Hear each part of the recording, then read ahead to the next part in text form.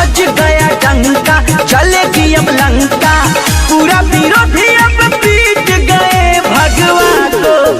भगवा को मिटाने वाले मिट गए, मंदिर का फैसला जीत गए।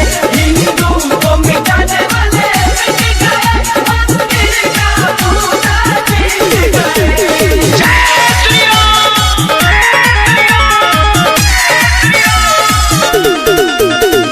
डीजे मनीष रक्सौल।